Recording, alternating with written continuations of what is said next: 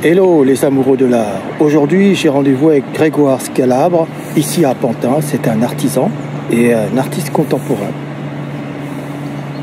Là, je pense que c'est bien, là, comme ça. Regarde, on voit tout. Ça me semble bien. On se met juste là, on met les pieds derrière. D'accord, on reste debout. Comme tu veux aussi, on peut être assis.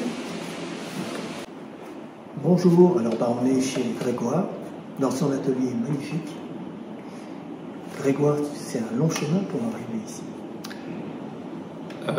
Oui, enfin c'est des années de travail dans un atelier avec tout l'univers et la recherche créative. Tu es issu d'une famille d'artisans? Pas nécessairement, mais mon père a quand même à un moment donné fait de la menuiserie, ma mère prof de danse, etc. Mais disons qu'ils n'ont pas fait d'études pour ça, mais c'était plutôt dans l'aura de mai 68 avec départ de Paris pour aller dans le sud, vie en communauté, etc. Donc j'ai quand même un petit peu été baigné là-dedans. La belle époque des hippies? La vraie époque des hippies, oui. C'est très intéressant. Et donc, tu as baigné dans ce trip-là tranquillement? J'ai été immergé total jusqu'à l'âge de... Ouais, on a toujours à la maison écouté beaucoup de musique, on a vraiment été immergé pendant des années, mais disons que le noyau de la vie aux communautés, c'était pendant 5-6 ans, et puis après on est monté à Paris. Mais on a gardé une culture bien californienne et musique californienne, rock, voilà. La musique prenait beaucoup d'importance à la maison, avec l'architecture et l'art. Qu'est-ce qui t'a fait? Bon, j'ai compris que tu as baigné quand même dans une famille d'artistes, donc ça c'est vraiment extraordinaire, c'est une base. Mais qu'est-ce qui t'a poussé vers la céramique? Eh bien, ce qui m'a poussé à la céramique, c'est que quand j'étais gamin, j'avais une scolarité complètement décousue et on m'a mis en pension. J'ai eu le fléau de la pension qui est arrivé, on m'a brandi le spectre et la sentence est tombée. Et donc de 10 à 15 ans, je suis parti en pension. Et là, dans cette pension, alors que je croulais sous les punitions, l'école, etc., il y avait un atelier de céramique. Et donc là, le ciel s'est entrouvert et je me suis émergé. Et donc très tôt, à 10 ans, je savais que je voulais être céramiste, quoi. Donc ça a été vraiment une vraie vocation. C'est formidable, tu as trouvé ton petit jardin de bonheur dans une sorte de prison, en fait. Exactement, mon oasis. Ton oasis, ouais. C'est le bon terme. Formidable. Et elle était où cette pension? Elle était en Normandie. Normandie. D'accord. Parce que là, vous étiez remonté sur la Normandie. On était à Paris, et puis je partais le lundi matin et je revenais le vendredi en pension. Il y a une personne qui était ton prof de céramique là-dedans, il t'a beaucoup poussé? Oui, c'est une première rencontre. En fait, moi, mon parcours est jalonné de plusieurs rencontres un peu clés, mais la première a été ce prof. Bon, j'étais plutôt dans quelque chose un peu des fabrications d'enfants, quoi. Donc voilà. Bien sûr. Mais j'avais déjà senti l'univers de l'atelier avec tout ce qu'on peut sentir avec la terre, avec la capacité de partir d'une forme à forme pour en arriver à quelque chose qui est un support d'expression. Donc ouais, je ne l'ai pas réalisé tout de suite, mais c'était mon premier contact. Oui. Donc ça, c'est le premier contact, ok. Mais entre ce moment-là et le moment où tu rentres à la manufacture de sel, oula, oui, c'est passé 10 ans à... Ouais, il y a bien 15 ans, donc on va essayer de faire un résumé. Alors, je pars en apprentissage à Longchamp, près de Dijon, où je passe un CAP. Ensuite, un CAP que je n'ai pas eu, parce que j'étais tellement nul en français et en maths que comme j'avais rendu feuille blanche, c'était éliminatoire, alors que la partie pratique était très bien. Mais c'est pas grave. C'était un CAP de céramique? Ouais, tourneur. Tourneur sur céramique, ou en céramique, je ne sais plus comment on dit. Et ensuite, voilà, je redescends dans le sud, je continue un petit peu ma vadrouille sur les expériences dans des stages, etc. Et puis je vais faire la rencontre de Christian Coissieux, qui est professeur qui m'a vraiment donné une autre clé et qui m'a pris sous son aile. J'ai fait une formation chez lui. Et là, ça a été une vraie rencontre. Et j'ai trouvé quelqu'un qui m'a donné énormément de clés pour ce métier. Christian Coisseux, il était en Normandie aussi? Non, là, on est dans le Larzac. Larzac. Vous n'avez pas arrêté de bouger? On bouge, oui. Ben là, j'étais seul. Mes parents n'étaient plus là. Ils étaient en train de bosser, mais je continuais moi de mon côté. Et je vais passer 1 an et demi dans la Pampa, en haut, à Regagnas, un endroit absolument magnifique. Et je vais faire cette première formation qui me permet de commencer à enclencher un petit peu quelque chose qui pourrait être artistique, parce que je suis encore dans des pièces très utilitaires, mais voilà, il y a une première mouvance qui est là. Et puis ensuite... On est à quelle époque à peu près? Là, on est au XVIIIe siècle.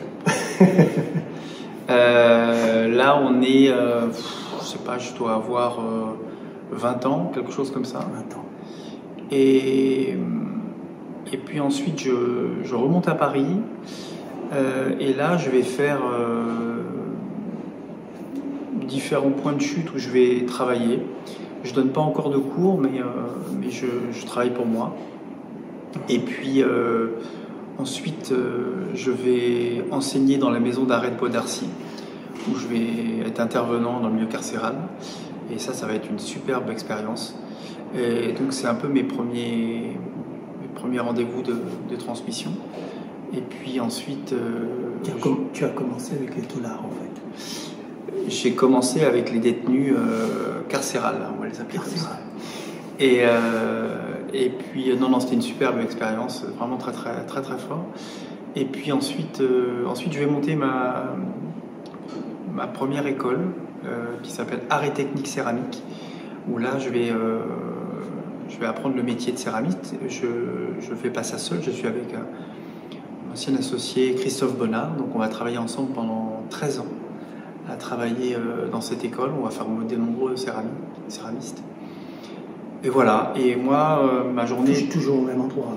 Et là, on est porte de Vincennes. Ah, quand tu t'es rapproché de Paris? Ouais, je me suis rapproché de Paris. Et puis ensuite, pendant cette période-là, c'est à ce moment-là que je suis invité à la Manufacture nationale de Sèvres. D'accord. Donc tu es déjà quelqu'un de bien aguerri avant d'aller à la Manufacture de Sèvres? J'ai déjà une petite expérience de la céramique. Enfin, j'ai une expérience quand même. Oui, mais de toute façon, comme je suis complètement immergé depuis l'âge de 7 ans dedans, j'ai pas de mérite. Enfin, j'ai passé ma vie dans les ateliers, donc voilà. Mais en tout cas, pour moi, c'est ça qui m'intéresse. Hein, c'est cette immersion totale dans le métier. Et tu es resté 3 ans là-bas? Et je suis resté 3 ans. Alors, la difficulté, c'est que j'aurais aimé être là tout le temps à la Manufacture nationale de Sèvres, mais j'avais mon engagement auprès de mes élèves, l'école à tenir, donc du coup, j'avais des semaines qui étaient fragmentées, où je travaillais 2 jours à l'atelier Porte de Vincennes, et ensuite j'allais 3 jours à la Manufacture. Tu es allé à la Manufacture pour être formé ou pour transmettre des savoirs? Non. Quand on est en résidence à la Manufacture nationale de Sèvres, déjà, c'est Las Vegas de la céramique, hein. C'est clair que c'est absolument magnifique, parce qu'on a des moyens colossaux. On a un atelier qui est mis à la disposition, et dans cet atelier-là, on peut demander à tout le reste de la manufacture des conseils sur des types de fabrication. Si je veux apprendre à faire des moules, hop, je vais m'adresser au département fabrication de moules plâtre pour l'émail, etc. Donc, et là, à ce moment-là, ça a été le grand saut où je me suis autorisé, ou en tout cas je me suis dit, bon là, je peux avoir une démarche artistique. Je suis en train de quitter l'art de la table, que j'aime beaucoup, et j'en fais encore de temps en temps. J'ai plus trop le temps, mais c'est quelque chose que j'aime beaucoup, pour me consacrer à une démarche pleinement artistique. D'accord, c'est là qu'est né l'artiste contemporain. C'est un peu la genèse, c'est là que ça a commencé vraiment... Toi, tu fais une distinction entre l'artiste et l'artisan, ou bien pareil? C'est toujours... en France, c'est un peu compliqué cette discussion-là. C'est pour ça que je pose la question. Ouais, je te vois venir. En fait, l'artisan, il a une image un petit peu, pour moi, un peu étrange dans le sens où on a toujours l'impression que l'artisan, il fait, mais il n'a pas forcément... il va travailler pour des maisons, il a une très bonne technicité, mais on va toujours montrer un petit peu du doigt son univers artistique. Alors que chaque artisan a vraiment une capacité. Mais en France, c'est ça. Oui, on le perçoit comme un ouvrier, très spécialisé. C'est un peu comme, par exemple, moi qui ai fait de la céramique pendant des années, la céramique, c'était le bronze du pauvre. Voilà. Donc on a toujours cette... et moi, j'ai commencé en tant qu'artisan, je suis devenu un mélange de sculpteur, etc. Mais en fait, c'est la même chose. C'est la même chose. Si ce n'est que j'utilise actuellement une technique d'artisan, mais je vais l'amener sur un plan plutôt contemporain, avec des choses sculpturales, modernes, etc. Mais la technique est la même. Donc, et je trouve qu'en France, on a ce clivage qui est dommage. L'artisan, c'est un peu... voilà. L'artisan est associé à la conservation du patrimoine et l'artiste, c'est l'innovateur. Ouais, mais maintenant, je trouve que ça peut mélanger. Ça peut complètement se mélanger. Donc, on n'a pas de problème avec ça. Enfin, moi, j'ai pas de problème avec ça, mais dans mon parcours, j'ai eu souvent ça. C'est-à-dire que quand je m'adressais à des projets plutôt contemporains, on me disait ouais, c'est intéressant, mais toi, tu viens de l'artisanat un petit peu, c'est ça, donc est-ce que ça va le faire ou pas? Et dans l'autre sens, oui, mais Grégoire, toi, c'est trop contemporain ce que tu fais. Donc voilà. Donc j'étais toujours le cul entre deux chaises, et ça, je trouve ça vraiment dommage. Alors pour moi, c'est un tout. Et malheureusement, bon, c'est en train de changer. La lecture de la céramique est en train de changer. Heureusement, parce que aussi d'autres artistes qui ne sont pas forcément des céramistes se sont accaparés cette technique de céramiste, et donc du coup, ça a ouvert le champ des possibles. Alors là, je vais mettre les pieds en plat. Est-ce que vraiment un artiste contemporain de talent, il peut être aussi performant qu'un artiste contemporain de talent qui a une base dans les métiers d'art? Bah, sur un plan technique, non. Sur un plan technique, il faut... S'il est seul à travailler sur un projet et qu'il va utiliser le support de la céramique, il va être limité, parce que par exemple, s'il faut tourner, s'il faut faire du modelage, donc il va collaborer avec d'autres spécialistes, céramistes, modeleurs, émailleurs. Dans la céramique, il y a plein de corps de métier différents. Moi, j'avais l'avantage d'être tourneur, d'être confirmé, donc du coup, d'être assez autonome dans ma démarche.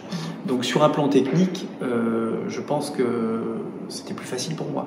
Quelqu'un un artiste qui peut avoir une vision, arrive et emprunte le médium céramique,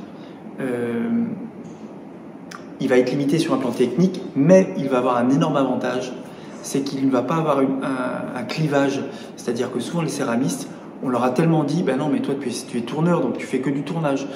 Toi tu es modeleur, non mais il faut que tu restes dans le modelage. Et lui, il va arriver, il va bousculer, il va tout mélanger. Alors il y a des choses qui sont un peu borderline, des choses qui sont très innovantes. En tout cas, il va arriver avec une grille de lecture complètement affranchie, et c'est ça qui est bien. D'accord. Mais moi qui suis historien de l'art aussi, j'ai remarqué que c'était ceux qui avaient des bonnes bases déjà, qui arrivaient à faire des œuvres qui traversent les siècles. On dit Picasso, par exemple, mais Picasso, il a quand même une bonne base, il a fait quand même des formations. C'est lui qui disait, j'ai passé ma vie à peindre comme, je ne sais plus quel grand peintre, et lui, ce qui l'intéressait, c'est de dessiner comme un enfant à la fin. Donc il voulait s'affranchir de toute cette technique. Mais sans ces bases, aurait-il pu être Picasso? Non, enfin, déjà, je ne me considère pas comme Picasso, mais par contre, ce qui est sûr, et moi-même dans mon enseignement, je prône ça, c'est que ce métier de céramiste, c'est un métier où les temps sont longs. L'apprentissage est long. Donc arriver et se dire bah, « moi je peux devenir céramiste en 4 mois », ça n'existe absolument pas. Donc je crois au savoir-faire, et là je rejoins les artisans, sur cette façon dont on a travaillé pendant des dizaines d'heures, des années entières, et donc les mains travaillent pour vous. Donc on a fait des milliers de gammes, à commencer par des choses complètement... on commence quand on arrive, quand on est apprenti, on passe le balai, et puis tout doucement on va avancer, voilà. Et donc Ça, je prends ça, ouais. C'est comme la chanson de Orelsan. Si tu n'as pas les bases, tu avances pas. Voilà. Mais je suis assez proche de cette idée. Ouais. Alors, il y a deux projets qui semblent très importants dans ta vie. Ça a été le projet Haussmann et le projet Astrée. Alors, c'est deux projets qui ont émergé à la Manufacture nationale de Sèvres. Haussmann, c'est une référence à l'architecture parisienne, notamment tout le travail de stuc, de moulure, d'appartements, avec toutes ces... Voilà, quelque chose qui est détourné et qui est remis dans un vocabulaire très, très haussmannien. Donc, ce sont des pièces qui ont été réalisées à la Manufacture nationale de Sèvres, en coulage. Donc là, j'ai appris la technique du modelage, que je ne connaissais pas, notamment pour le plâtre. Ça a été pour moi, sur un plan de m'enrichir, c'était très très bien. Astrée, c'est le premier travail d'accumulation qui va arriver et qui a été présenté au Musée des Arts Déco lors d'une exposition qui s'appelait Circuit céramique, il me semble. Et là, c'est la première fois que je présente une pièce vraiment sculpturale. Donc, on est dans quasiment une installation. Donc, pour moi, c'était un peu l'aventure. Mais ce sont ces premières pièces, et puis en étant en plus à la Manufacture, qui m'ont permis d'entrevoir le fait de réellement devenir sculpteur. D'accord. Alors, tu exposes tes œuvres contemporaines. Avant tout, est-ce qu'il y a d'autres projets sur lesquels tu as travaillé à Sèvres, où c'est vraiment les plus marquants? Ces deux-ci sont les plus marquants. D'accord. Et actuellement, donc ça, Sèvres, c'était jusqu'à 2013. Et entre-temps, tu as fait quoi? Tu as créé ton école peut-être? J'ai continué à avancer dans la formation. J'ai travaillé sur d'autres projets, puisque je rentrais en galerie aussi à ce moment-là. Et donc voilà, j'ai fait des expos entre-temps avec ma galerie. D'accord. Jusqu'à présent. Et ton école, tu l'as fondée ici, ce centre de formation, tu l'as fondé il y a longtemps? Alors celui-ci, on a deux... Donc ce projet-là, il a à peu près 1 an et demi. Mais avant cela, j'ai monté avec Virginie Mercier, ma compagne associée, qui est céramiste également, un lieu dans le Marais, qui est au Minimes, la caserne des Minimes. On a un atelier qui est dédié à la transmission et plutôt au cours. Là, j'ai fait la formation professionnelle et maintenant, j'ai cette année pris moins de temps pour la formation professionnelle pour me consacrer à ce lancement de ce grand lieu. Et donc ce lieu ici, lui, a plutôt vocation à accueillir des résidents entre 3 et 6 mois à temps plein. Et une autre formule, on a des résidents qui viennent 3 jours par semaine pour travailler. Mais quand tu dis les accueillir, bon là c'est l'atelier, mais il y a un programme aussi pour les loger s'ils viennent de l'étranger. Non. Là c'est vraiment... c'est eux directement ou c'est des institutions qui les envoient? Pour l'instant, ce sont des gens que j'ai formés moi déjà, qui ont déjà donc un premier circuit de... Ça m'arrive d'avoir des gens que je n'ai pas formés, mais globalement, avec le temps, j'ai formé plus de 500 céramistes qui ont fini le tronc commun technique, donc qui sont opérationnels sur un plan de tourneur, puisqu'ils sont passés à un CAP de tournage. Mais après, le plus dur de l'aventure est là, une fois qu'on a la technique, ok, qu'est-ce qu'on va utiliser comme moyen artistique, qu'est-ce qu'on va mettre en place, qu'est-ce qu'on va articuler, et c'est à ce moment-là que ce lieu a tout son sens, puisqu'ils viennent, on a des points de rendez-vous avec des discussions sur un petit peu l'ensemble de leur projet, et ils ont aussi un temps à eux où ils sont pas avec moi, ils sont dans leur atelier. Et donc voilà, donc c'est un grand open space qui est fragmenté avec des parties où chaque résident peut travailler sur ses projets perso. D'accord. Et en parallèle, tu continues tes expositions, et notamment maintenant, là en 2024. Oui, et je continue plein pot. Moi, je suis pas du tout dans le... On a certains céramistes ou artistes qui veulent se fermer, ne pas montrer leur savoir-faire ou être... Moi, j'ai toujours rêvé d'avoir l'atelier que j'ai actuellement qui accueille à la fois des gens. Moi, j'aurais rêvé de pouvoir être dans un atelier comme ça, gamin. Il est magnifique. Pour pouvoir, mais voir surtout, c'est-à-dire que c'est pas que la technique, ce sont des rencontres, ce sont des dessins, ce sont des choses qui arrivent. Cette transversalité que l'on a ici, j'en suis très fier. Je crois que je suis presque aussi fier enfin fier, on va dire content. Fier, c'est un peu... Mais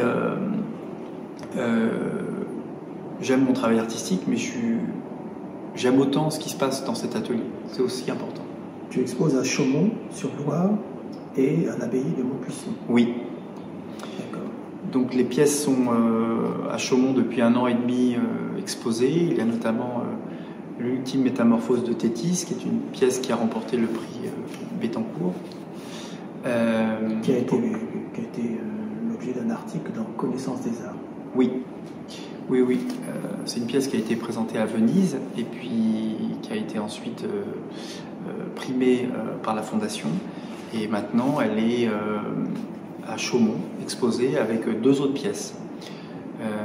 Et puis en parallèle, on a une autre exposition qui a commencé, qui elle est à Maubuisson. Depuis 2 mois, ça a commencé, et c'est encore 4 mois. Tu comptes exposer à l'étranger, par exemple en Corée du Sud, au Japon? Non, en Corée du Nord, je trouve que c'est mieux. Il y a plus de place. Je te souhaite bien du courage. Alors, j'aimerais travailler sur des pièces, sur des expositions à l'étranger. On est en train de voir sur des différentes choses. Donc, il y a des pièces qui ont été présentées beaucoup aux États-Unis. Mais ce que je cherche maintenant, c'est vraiment de pouvoir présenter un ensemble de pièces, ou en France, ou en Europe, ou à l'étranger, avec un chapitre entier sur ce que je fais actuellement. Donc on a le travail d'accumulation, mais on va aussi avoir d'autres pièces qui vont arriver, avec d'autres techniques. Pour l'instant, c'est un peu secret. Mais voilà, et tout ça va se préparer, je pense qu'il y a au moins 2 ans de D'accord. Bah, écoute, je te suivrai dans ce parcours, si tu le permets. Je pense que maintenant, on peut peut-être visiter l'atelier. Oui, visitons l'atelier.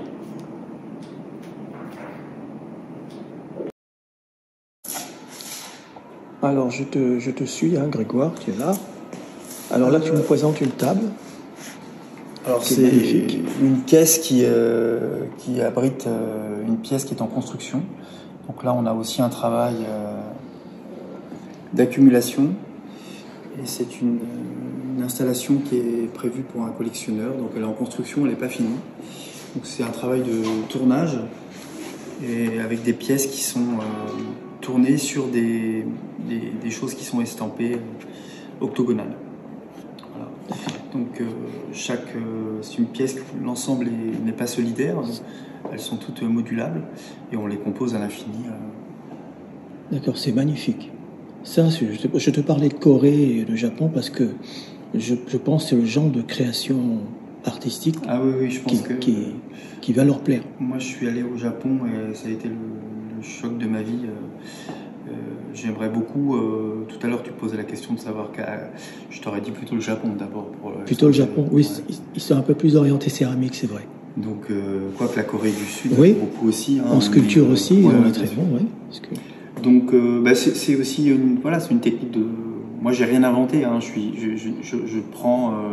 fais une démarche qui est singulière, qui est la mienne, mais la technique est quelque chose de complètement ancestral. Donc, c'est ça que je dis que je reste céramiste, tourneur, sculpteur, mais enfin voilà. D'accord. Ok. Tu veux me montrer autre chose ou bien Donc là, on peut avoir aussi... Alors là, c'est l'atelier avec tes 2 stagiaires qui travaillent au fond. Voilà, une stagiaire Lucie et puis plus loin Hélène qui est une résidente qui travaille sur ces pièces. Tu peux recevoir combien de personnes en même temps, tu m'as dit ici? 10 personnes. Voilà, on a 10 personnes. Oui. Donc, ça, c'est encore une création. Ça, c'est encore une création qui est en construction. Donc pour l'instant, c'est dingue, on dirait une ville vue du ciel. Donc on a, pour l'instant, elles sont toutes tournées une à une. Je les tourne et après je les assemble. Donc pour l'instant, elles ne sont pas encore composées, elles sont juste mises un petit peu. Mais comme ça, c'est pas mal aussi. Hein, oui, mais ça reste. Je sais pas pourquoi je pense à Manhattan. Tu vois, regarde, quand c'est composé, c'est comme ça.